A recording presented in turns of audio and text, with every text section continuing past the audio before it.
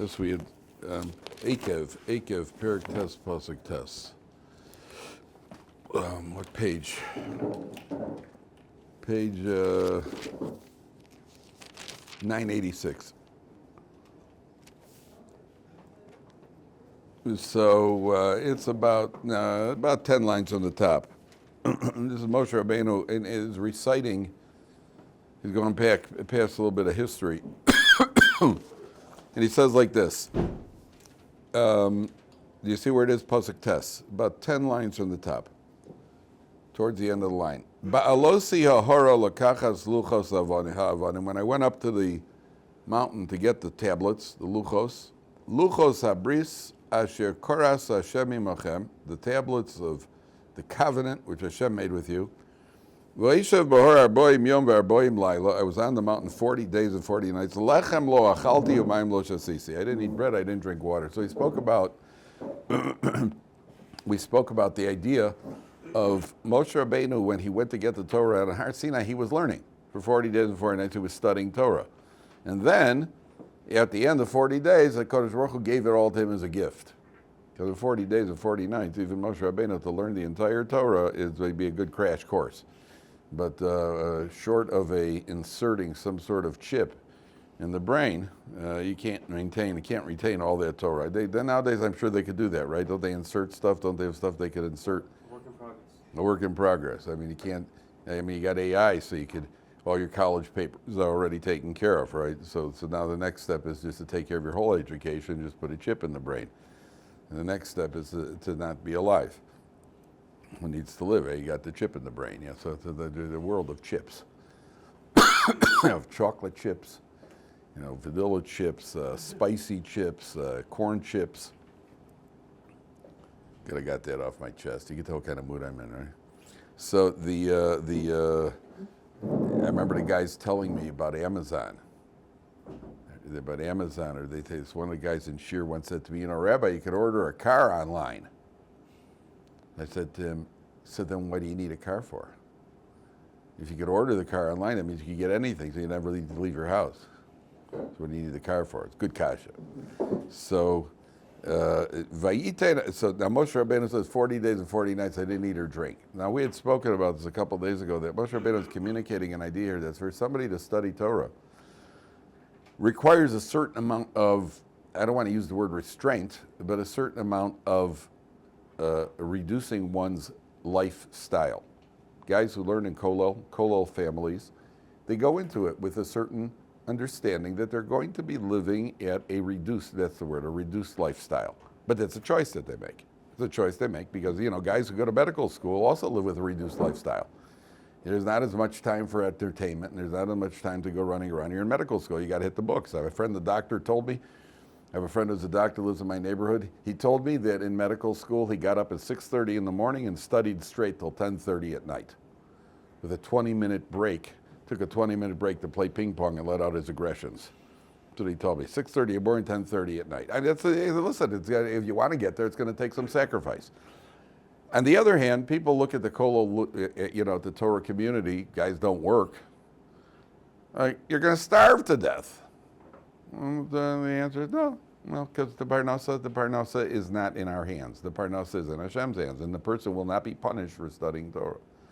And you see that people who live, you got thousands of families in Eretz Yisrael, thousands of families in Lakewood, who they're living a Torah lifestyle. They're not. I haven't heard of one person starving to death. Okay, it's tight. Things get tight, but there are a lot of people where things are tight. People in the education field, things are also tight.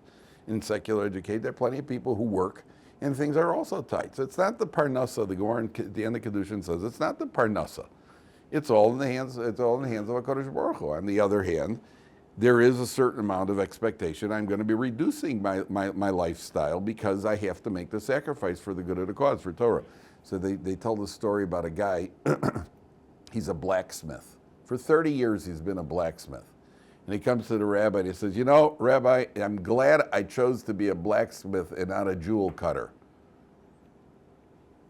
He says, why? Because 30 years I've been a blacksmith and not once has somebody come in to bring me a jewel to cut. So I would have been a jewel cutter, I would have never had my parnasa. Profound logic, right? That's what people think. People think, oh, you chose to be, you're learning that. If you would have gone into business, you wouldn't be struggling right now. First of all, who said? Not everybody in business becomes millionaires. And number one. And number two, the people who are learning Torah, they know that. They go into it understanding. I told you once, when I first got married, I broke my foot. I was playing basketball. I broke my foot. What had happened was I was playing basketball in the beginning, and my wife put me on probation. She said, no more basketball for you. You're on the bench. What happened? She said, she watched me play a couple of times. She said, every bad character trait known to man comes out when you play basketball. You're arrogant, you're selfish, you get angry, you're benched. 6 months. I was in Gullus. I was in exile for 6 months. I couldn't play ball. Truth, I tell you. I went out. Finally, I was pardoned or paroled. I don't know which one is the correct word. I went out as a Friday. I went out to play and ended up breaking my foot. So about 2 weeks into my cast, I had to get I remember I went to there was a doctor strike at the time also. So we get to the hospital about 2 a.m, and this young Russian guy takes my x-rays. He looks up, I remember the guy looks up, and he holds up my x-rays. The guy's falling off his feet. It's 2 a.m. It's a skeleton staff because there's a strike at the hospital. He holds up my x-rays. He looks at my x-rays, and he looks at it and goes, what did you do to me? Because it was broken. Because I had gotten the x-rays. I gave him, and I looked at the x-rays. It looked to me like it was broken. And I was really happy that I caught it. I was able to actually see it. And I remember he looks at it and he goes, "What did you do to me?" Because now he's got to cast it. He's got to, what do you call it? He was so upset. So about 2 weeks later, I had to have the cast changed. So they had a makeshift doctor's office. I go in. The guy's an American from Chicago. So we hit it off right away. The guy was, what do you call it? A secular, not yet religious Jew from Chicago. So we're talking, and I think he was also a Cub fan, so we got along. If it had been a White Sox fan, it would have been bad. I would have walked out. Better a broken foot than be treated by a White Sox fan. So he's examining my foot, and he says to me, "So what do you do?" So I said, "I learn in Kollel." He said, "Well, how do you support yourself?" So I said, "Well, my wife works." He goes, "Well, I guess somebody has to, huh?" So I went to my very next thought. I didn't say it. I'll tell you, my exact thought was, you jerk, you. You went to medical school. Somebody put you through medical school. Either your father, your father-in-law, your wife probably worked. The United States government gave you a loan, which is essentially a giveaway. If my wife, father, head of the kollel, or anybody else who's helping support me is interested in me studying Torah, I'm not asking you for what you want. I'm imposing on you. To us, it's a value. To you, going to medical school was value. This is a value. Who asked you for your opinion? I didn't say it to him, of course, because he was holding my broken foot in his hand. But that's what the Torah is teaching over here. Torah is teaching over here. Don't worry. Moshe Rabbeinu survived without bread. It's possible. We're not going to go 40 days and 40 nights without bread and water. But for Torah, a little bit of a reduced lifestyle. It's okay. We'll make it. Number one. Number two. Now turn to Perik Tes, Pasuk Chaf, I think, yeah. And there's an interesting, kind of a bit of a philosophical idea. Bottom of, last line on 986. And I want to get to one main point today. There's the last line on 986. Ube'aron hisanaf Hashem ma'od lahashmido. After the golden calf, Hashem was very angry at Aaron and wanted to lahashmido, literally means to destroy him, to destroy him. V'espalal gam ba'ad Aharon ba'isai. And I davened for Aaron. And Rashi points out, top line of Rashi on 988, Moshe davened for Aaron. V'ho'ilo tfilasi l'chaper mechza. My tefillah was efficient enough that it brought an atonement, a half of an atonement. Umesu shnaim v'nisharu shnaim. The previous Rashi says to destroy Aaron means to wipe out all of his children. Aaron was going to lose all of his children. The original decree was all of his children were supposed to die. Moshe Rabbeinu said, I davened. And as a result of my davening, I managed to get the decree was somewhat rescinded, and he was able to, only 2 of his children died. What's the obvious question? What's the obvious question? None of you died. What's the obvious question? Why? Why? Yeah, tell me why. The question is, on your question, why is exactly the question that I want you to ask. Why did none of you die? They brought in a very good. They brought in what do you call it? They brought in the uninvited Torahs into the Holy of Holies. That it says earlier in Parsha Shemini. It says none of an Avihu brought it in and they died. What's the Torah telling you now? Why did they die? Because of the chet of their father. Well, make up your mind. And Moshe Rabbeinu says all were supposed to die, but he got two of them off the hook. So make up your mind. Why did they die? Which one was it? They died because of the chet they died because of the Torahs. Which one was it? What's the answer? This is a principle that applies in life in many areas. Not of an Avihu. What came first? The ego came first. The sin of the ego. At the time that the sin of the ego came first, there is a judgment on Aaron that is pending. His children need to die. But that's not fair to the children. They didn't do anything wrong. What happens then? None of an Avihu do the thing that then activates the judgment. Because now they deserve to die. When they deserve to die and he deserves to lose them, then they could die. But if none of an Avihu would have done the Avera, without Aaron having done Chet Egel, they wouldn't die. Why should he suffer the death of his children? And what the Torah is really telling us is the way God runs the world, obviously beyond human comprehension, but what we're understanding as a principle, as opposed to a human court. If a guy commits a crime, a guy, what do you call it? He deserves the death penalty. A guy killed somebody. A guy was, what do you call it? He was a leftist, right? Whatever the situation is, he deserves the death penalty. And this guy, but what about his parents? Why should his parents suffer? Why should his children suffer? A guy committed a crime. A guy murdered somebody, so we're going to execute him. But why should his children suffer? Why? A human judge can't take any of that into account. The human judge has a very, very limited, he's got tunnel vision. This is the crime, this is what the book says the punishment is, this is what the guy gets. What about the suffering of the people? We're sorry, but listen, we got to run a society over here. And we do. That's not in Torah, it's the same way.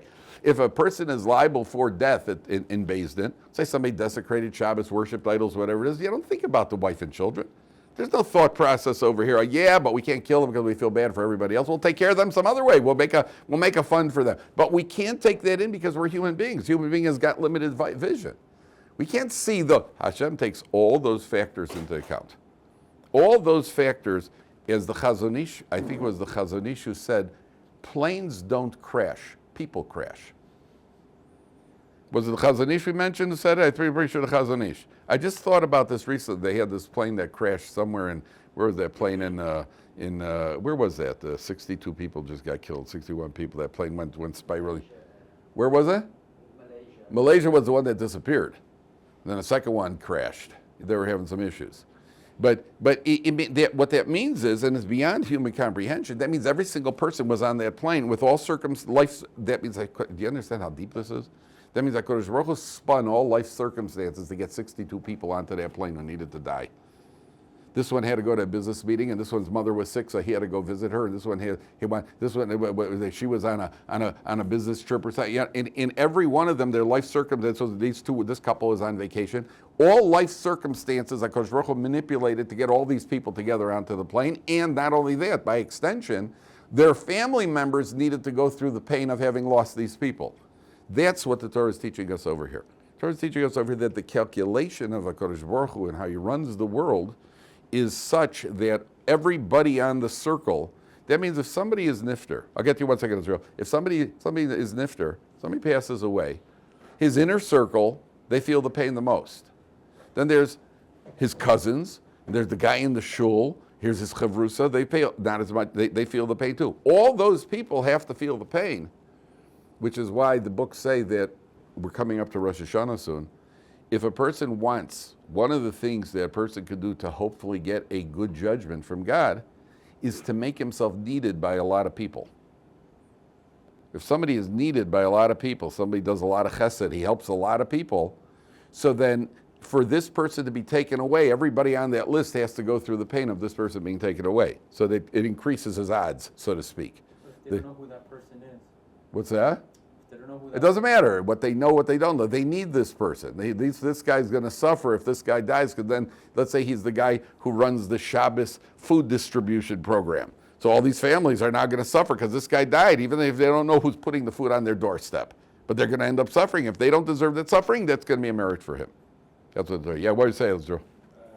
Getting judged said Jonathan did not deserve to die when he died.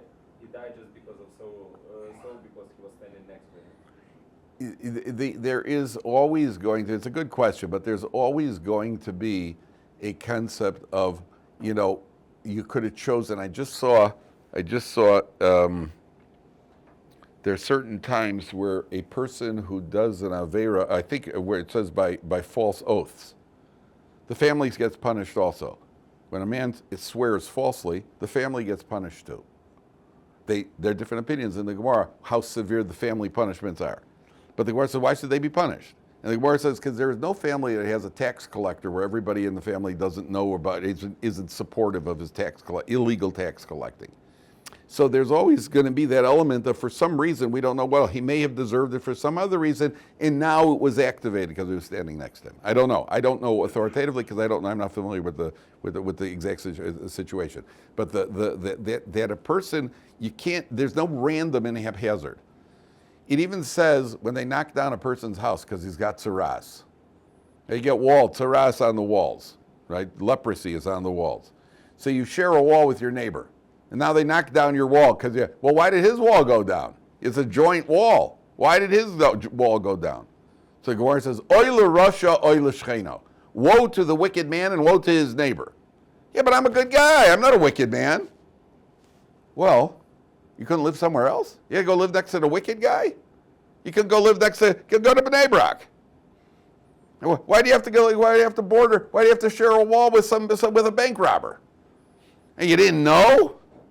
Okay, so you didn't know, but you should have checked. And but gentlemen, a good piece of advice is when you buy a home, check the neighbors. First thing, before you check the rooms and before you check the sizes and before you check it, first check who the neighbors are.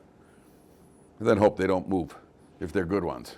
You buy the house, next thing you know, they put the next day there's a for sale sign. What? And he says, well, we didn't expect you guys as neighbors. Okay, now I want to get to the main point today. Take a look at Perik Yud, Pasuk Yud Aleph and Yud Beis. It's on page 990. Right in the middle of the page. Okay, this is the main point I want to get to. So Torah says like this. V'ata Yisrael, and now, O Israel, Ma Hashem Elokecha Sho'ol Mi'imach. What is Hashem asking you after all? What's he want from you? Ki'im li'yira es Hashem Elokecha. All he wants is that you should fear him. That's it. Laleches b'chol drachav, to follow all of his paths. Ula'avo, so to love him. V'la'avod es Hashem Elokecha, and to serve him.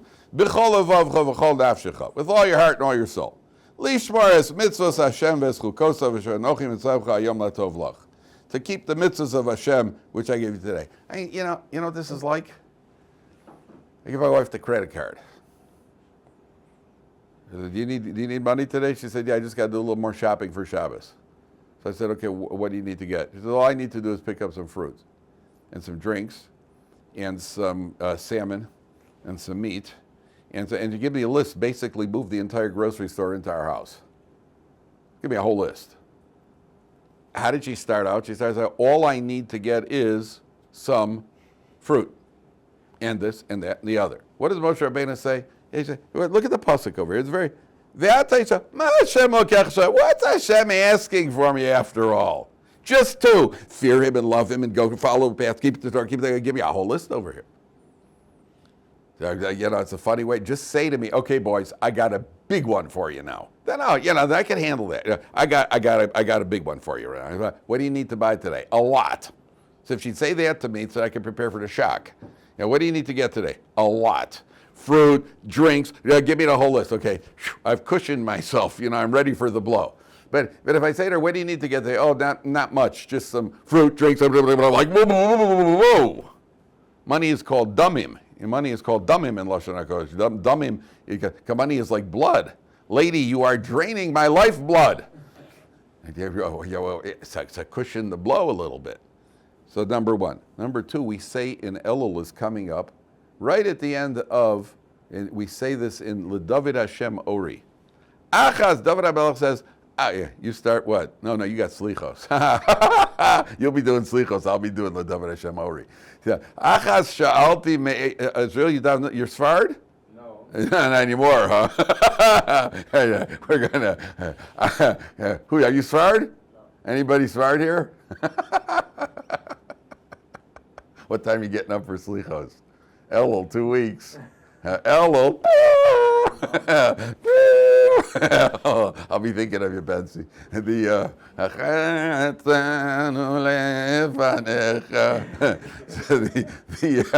what do you call it? I used to hear them on the way to shul in the morning because we have an Ashkenaz shul and a Sephardi shul up on top. So I'd be going to the 7:30 minute. These guys are staggering out because they've been up since 4 in the morning. so they get a 40 days of it. In any event, we say the Ashkenazim say. Do you even say the Dovid Hashem Ori? You do say. Ashkenazim say the Dovid Hashem Ori twice a day at the end of davening in Elul, and we say Achas Sha'alti Meis Hashem Osa Avakesh. David HaMelech says, I ask one thing of Hashem. Shivti Beveis Hashem Kol Yemei Chayai. I just want to dwell in the house of God my entire life. I want to be in a base of my life. Then he gives you a whole list, just like this over here. David says, I want one thing, and he gives you a list, 10 different things. And the Medrash even says, there's a Medrash, the Yalkut says, that Hashem said to David HaMelech, when David HaMelech petitioned God and said, Achas Shalti Meis Hashem, and he gave him a whole list, God said, what do you give me a whole list for?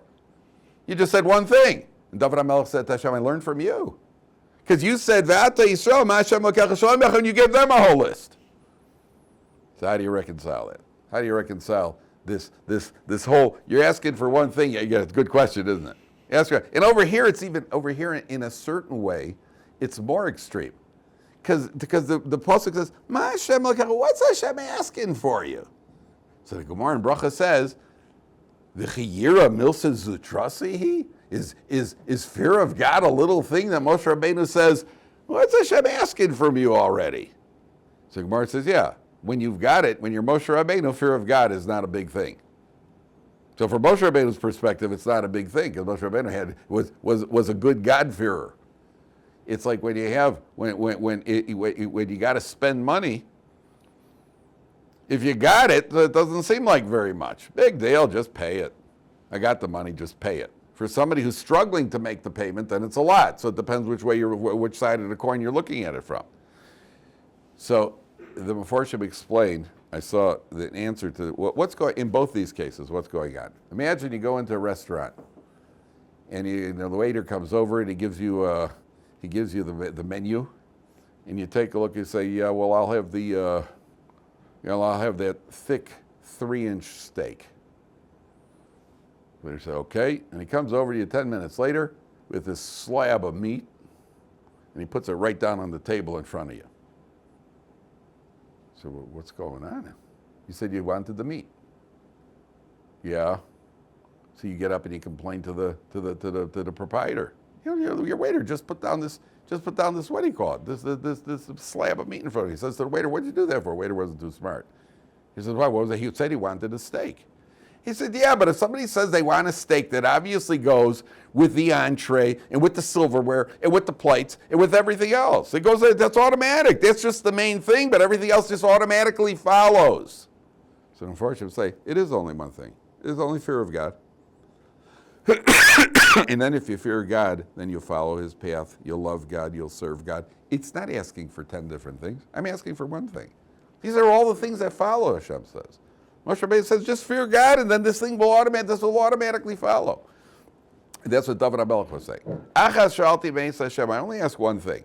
Shivti veis Hashem kol bechai. Lachas Hashem. It's all going to happen if we stay in a base medrash. It all follows. It's like setting a table. It's like you say to somebody, what are we having for supper? Chicken. I got news for you. It's never going to happen to you. You're never going to come home. You call your wife up in the middle of the day. What's for supper? Chicken. Roast chicken. You're not going to come home and see a roast chicken on the table. It's never going to happen. And I've never heard of it. You're going to see a plate, and you're going to see silverware, and they're going to set it with a napkin fan made like a flower, the whole, and a dessert, depending on how you've been treating her, and everything, because as we understand that, I'm just asking for one thing. I'm asking for one thing. The one thing, everything follows naturally. That's number one. Number two is the Gemara says, Hakol bidei shamayim chutz b'yira shamayim.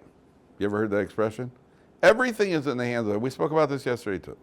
Everything is in the hands of Hashem except for fear of God, which means and we spoke about this yesterday, that we choose and the level that we achieve in our fear of God is up to us. Our financial status is not up to us. We try, make an effort, it's not up to us. God determines. My talents and abilities, I've decided to become an expert painter. Got news for you. Ain't gonna happen. I'm still making stick people. Not gonna happen. HaKadosh Baruch Hu decided. He wants me to become an expert painter. I could wake up tomorrow morning and I could become an expert painter. But that's only if HaKadosh Baruch Hu decides. It's only HaKadosh Baruch Hu decides. There's one thing I could do. It's one thing that's in my hands. To work and choose to fear God. HaKol bidei shamayim chutz b'yirah shamayim. On the other hand, the Gemara says, HaKol bidei shamayim chutz mitzinin pachim. Everything is in the hands of God except for cold and hot. Which means that if a person gets pneumonia because he wet himself, he took a shower, didn't dry himself off, put on a flimsy shirt, and he stepped out into January weather in the Midwest of the United States in sub-zero weather with wet hair and no coat, and a day later he's got pneumonia, then he tells you, must have been bashert. He learned a Yiddish word. It's bashert. It was predetermined. No, it wasn't. No, it wasn't. That was foolishness. And that's what the Gemara means. HaKol bidei shamayim chutz mitzinin pachin. If you behave recklessly and end up with cold, a person gets over cold, he runs out in the cold, or he gets pneumonia, or he gets some sort of a high fever, which is heat, and he blames God. Don't blame God. Don't blame God for your recklessness. So if a person goes and he does something reckless, don't blame. HaKadosh Baruch Hu could have determined this guy's going to live out the entire year. Then this guy goes and he does something reckless. He goes skydiving. Or he goes bungee jumping, which none of you have ever done or will do, I'm assuming. I did. You did? Yeah. Yeah, well. Which one? Skydiving. You skydove? 4 kilometers, yes. How what? 4 kilometers. What did you say, 12 kilometers? 4. 4 kilometers. It's over a mile. That's 5,000, about 8,000 feet. I'm sure it was great, right? It was just great. It was great. It was terrific. It was great. It was marvelous. Wonderful. Terrific. Yeah, terrific. I jump up and down on my bed. That's about it. With no parachute.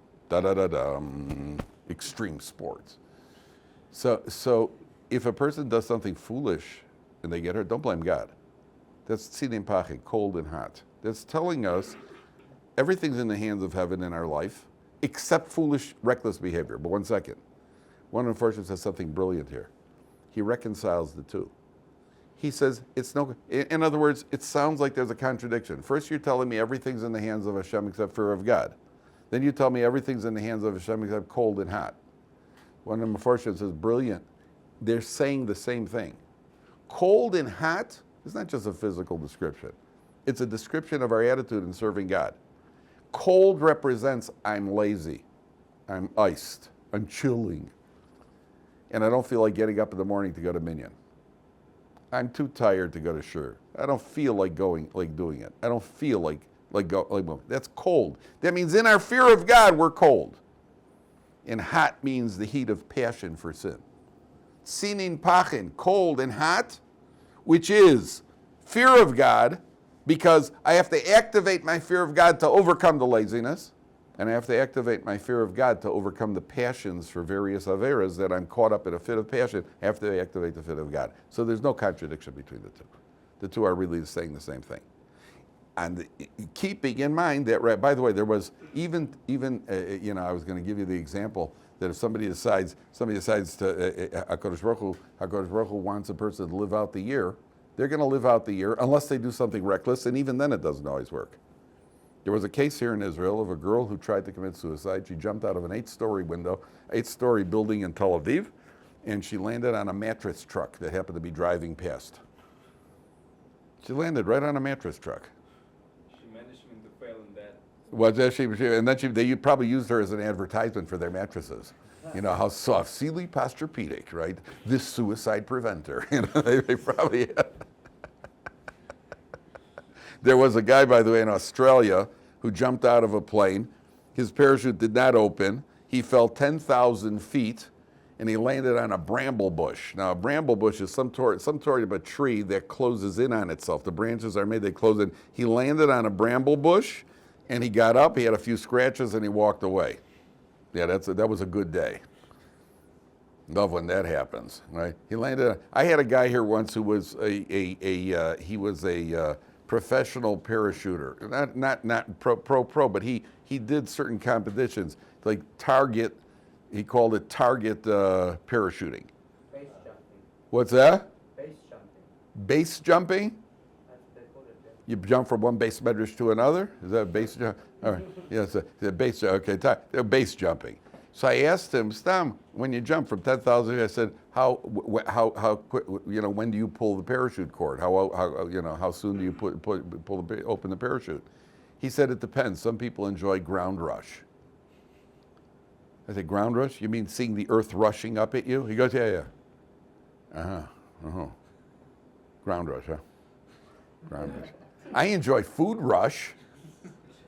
Yeah, right. That's what, listen, whatever gets you through. Don't blame Hashem if something goes wrong, though. That's all. Just don't blame Hashem. So here, I had a friend who was working for Israel Aeronautics. What's it called? He was designing aircraft. He was working for McDonnell Douglas. He was an engineer. And from the earliest age, this guy was always shooting off. He was shooting off rockets and that. So he became an engineer, and he was designing airplanes. He had a very, very important job with McDonnell Douglas.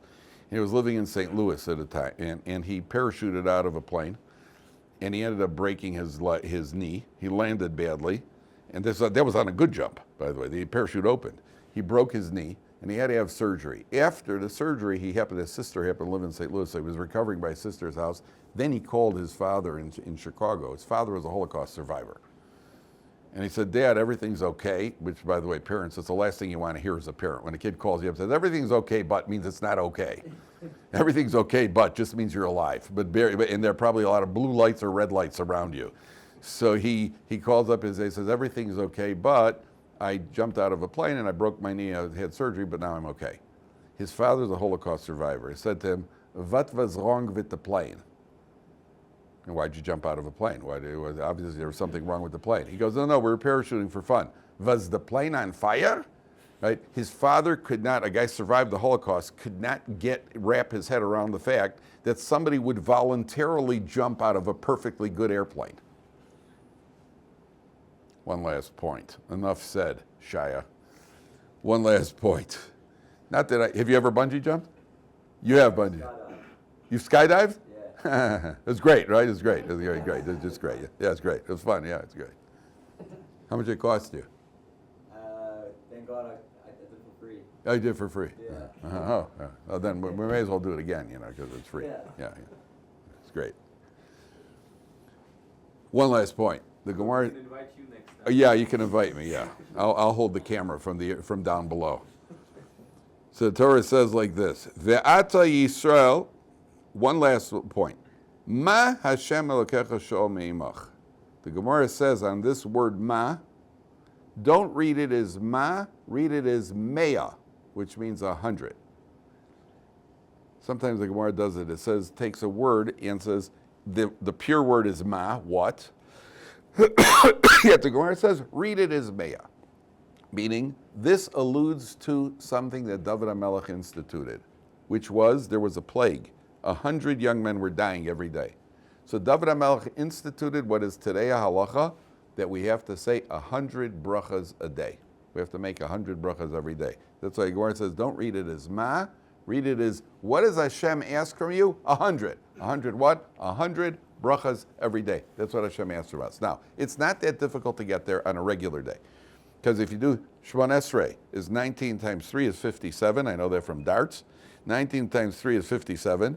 And you have the 14 brachas in the morning, so you're already at 71. And then if you, in the rest of the davening, you have brachas in the davening, in Shachris, before Shema, and before Shemon Esrei, and at Ma'ariv.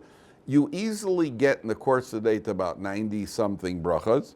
And then you figure, you bench. If you bench, every time you bench is 4 brachas. If you eat bread and you bench, it's 4 brachas. You bench 3 times a day. If you eat bread 3 times a day, and that's another 12. And then you go to the bathroom a couple of times. You eat a fruit. You make an alamichi. You make that sort of thing. Okay. The idea of 100 brachas a day fits in with this pasuk. What does Hashem want from us? To fear Him. How do we make that connection? 100 brachas a day. You make 100 brachas a day, which, by the way, comes out to 700 a week, about 3,000 a month, about 30,000 a year, about 300,000 brachas in 10 years, about 2.5 million brachas if somebody lives to 75. 2.5 million times. 2.5 million brachas. And if a person makes 100 brachas a day, so that cements the connection with HaKadosh Baruch Hu, and therefore he'd become a more God-fearing person, provided that he has a certain amount of kavanah when he makes the brachas. All right. Thank you. Everybody have a great Shabbos. Moshe, thank you very much.